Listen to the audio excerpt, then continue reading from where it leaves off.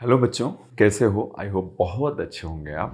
Continue करें। आज जो टॉपिक हम लेकर चल रहे हैं आपकी 8th स्टैंडर्ड का है। इससे नीचे वाली क्लास वाले भी देख सकते हैं, इससे अपर वाली देख सकते हैं जिनका बेसिक कॉन्सेप्ट क्लियर नहीं है।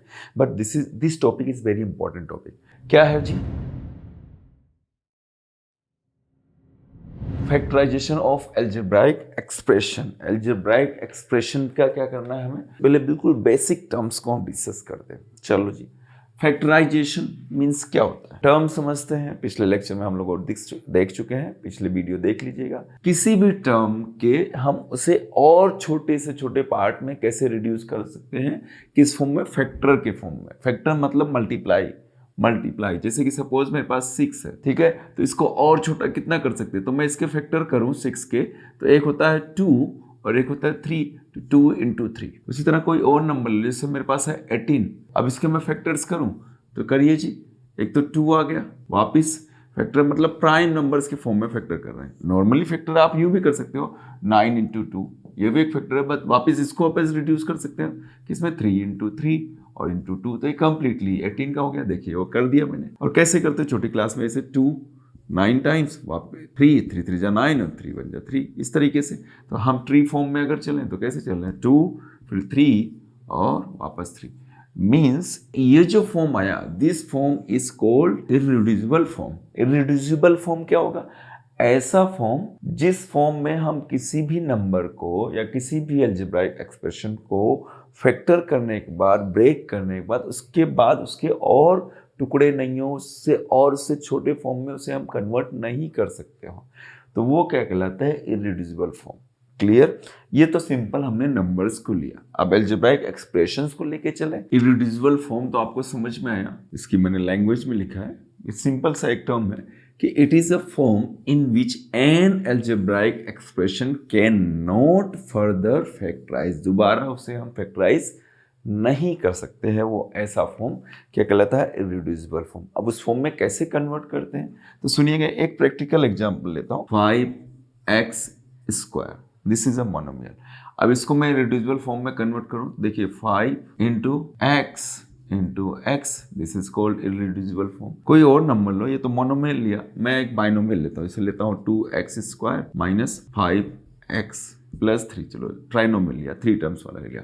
अब इसको हम फैक्टर कर रहे हैं। फैक्टर मतलब फैक्टराइज कर रहे हैं इररिड्यूसिबल फॉर्म में। तो सबसे पहले तो इसको सेपरेट करें। मैं ट्री डायग्राम के फॉर्म में ले रहा हूँ। तो 2x स्क्वायर, एक ये हो गया, सेकेंड हुआ माइनस 5x, ओके, और थर्ड हो गया हमारा 3।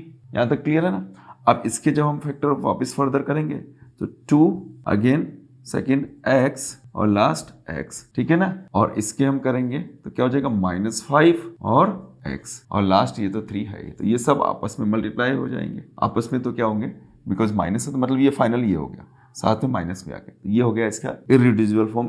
इससे और ज्यादा इसको हम टुकड़े नहीं कर सकते, तोड़ नहीं कर सकते, ठीक है? तो फैक्टराइजेशन तो समझ में आ गया, ठीक है? अब फैक्टराइजेशन जो है करने के मेथड्स क्या है, इररिड्यूसिबल फॉर्म में कन्वर्ट करने के मेथड्स क्या है, उसको हम डिस्कस करें। उससे पहले सिंपल सा आपको बता देता हूँ, बिल्कुल बेटा बेसिक लेवल है। आप पहली बार अगर पढ़ रहे हो तो आपको बहुत अच्छे समझ में आएगा। जैसे एक नंबर है मेरे पास, सिंपल सा है, जैसे 5a माइनस 5b, एक नंबर हो गया, ठीक है? इसे मुझे ब्रेक करना है इररिड्यूसिबल फॉर्म में, ठीक है?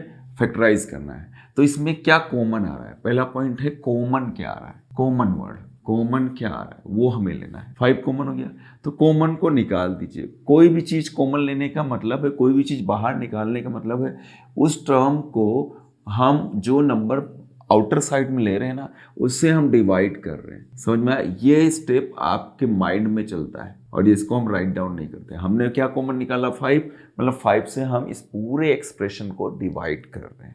Is that clear? तो जब हम डिवाइड करेंगे बच्चों तो क्या होगा? वो कैंसिल आउट हो जाएगा जिस टर्म से कर रहे हैं। ये लो जी, -b। तो ये स्टेप हम डायरेक्टली यहाँ लिख देते हैं। आपको स्कूल में बोला जाता है बेटा कॉमन निकालो, कि कॉमन आ रहा है, तो आप कहते हो सर 5 कॉमन आ रहा है। तो चलो जी, हमने 5 बाहर निकाल दिया, फिर रिमेनिंग क्या बच गया? सर ने पूछा तो आपने बोला a माइनस ऑफ b। अब आपको समझ में आता सर ये दोनों 5 कहाँ चले गए? तो वो ये दोनों 5 यहाँ आए और किस तरीके से आए, प्रोसेस क्या हुआ, उसका प्रोसेस ये हुआ। तो ये प्रोसेस जो है ये आपके माइंड में चलता है। हाँ, स्टेप्स शो कर दो तो कोई इशू नहीं है, स्टार्टिंग में जब तक आप परफेक्ट नहीं हो। क्लियर ना? एक नंबर और लेता हूं, उसको बताना, ठीक है ना। ये समझ में नहीं आया तो उसमें क्लियर हो जाएगा। ये एक नंबर और लिया बिल्कुल सिंपल सा जो आपके समझ में आ जाए। 11x प्लस 11xy, तो इसमें कॉमन क्या निकल रहा है, ध्यान से देखो। एक तो दोनों में 11 है तो ये आपका आ गया 11, यहाँ x है और यहाँ भी x है तो ये x भी बाहर आ गया। अब ये बाहर आया तो हमारे माइंड में जो चल रहा था मैं यहाँ राइट डाउन करके बताता हूँ। मतलब हमने 11 कॉमन लिया, आपके स्कूल वाले कहेंगे तो आप तो डायरेक्टली ये लिखोगे क्या, 11x कॉमन आया तो यहाँ 1 आ गया और यहाँ आ गया 11x कॉमन, यहाँ y आ गया। अब ये भाई ये कैसे आया, ये कुछ इस तरीके से आया, देखना 11x कॉमन लिया मतलब 11x से हमें डिवाइड करना है इन दोनों टर्म्स को, ओके। जो चीज बाहर निकली उससे हम डिवाइड, कॉमन का मतलब ही तो 11 से 11 कैंसिल हो गया, 11 हो जाए 11, 11 हो जाए x से x कैंसिल हो गया मतलब 1 आएगा। अपॉन में कैंसिल होने का मतलब है 1 आना। यहाँ देखिए ये 11 कैंसिल और ये x कैंसिल, तो क्या बचा, y बच गया। तो फाइनली आपका ये आ गया। तो ये इररिड्यूसिबल फॉर्म हो गया। अब इसको और ब्रेक नहीं कर सकते। Is that clear. मल्टीप्लाई करोगे तो सेम ही नंबर मिल जाएगा। This is called irreducible form. और इस तरीके से कॉमन लेके हमने किया। तो कॉमन वर्ड दिमाग में रखिएगा, कॉमन हमेशा काम आएगा। क्लियर। अब कॉमन में एक वर्ड आता है हाईएस्ट कॉमन फैक्टर, HCF। तो हमेशा जब कभी भी हम कॉमन निकालते हैं तो HCF लेते हैं उस नंबर का, नंबर बोलो या फिर अलजेब्राइक एक्सप्रेशन, बिकॉज वेरिएबल्स आ रहे हैं तो अलजेब्राइक एक्सप्रेशन करेंगे।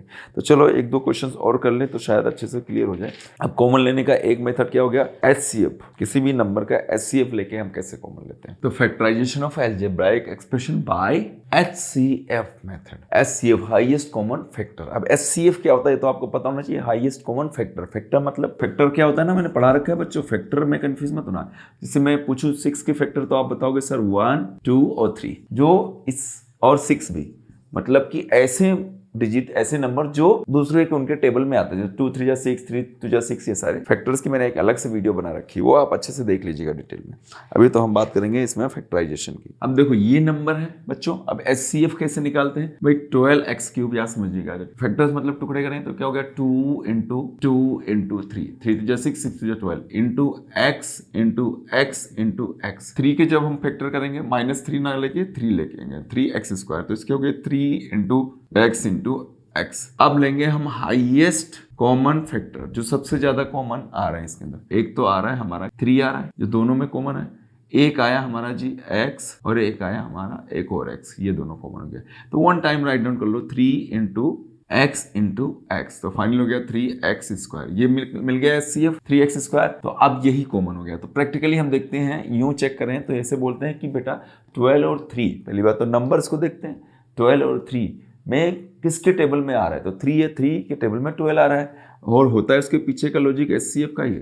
तो 3x और साथ में x² और x, पहली बात तो x दोनों में होना चाहिए, और जिसकी पावर कम हो, कम मतलब यहाँ पावर 3 है यहाँ 2 है, तो वो कॉमन आता है।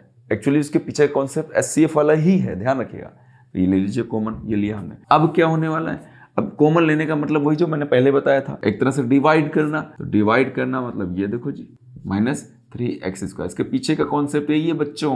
तो कॉमन ले लिया हमने, कॉमन लेने का मतलब डिवाइड, तो 3 4 जा 12, यहाँ देखो 3 1 जा 3, 3 4 जा 12, तो हम मैं बोलूंगा ये आ गया 4x² x³। तो इसके एक पावर को कम, 2 पावर को कम करेगा, तो 2 पावर कम हुआ मतलब ओनली x आ गया, 2 पावर माइनस होगी। ये इसके पीछे की एक आइडेंटिटी होती है, a⁻m/a⁻n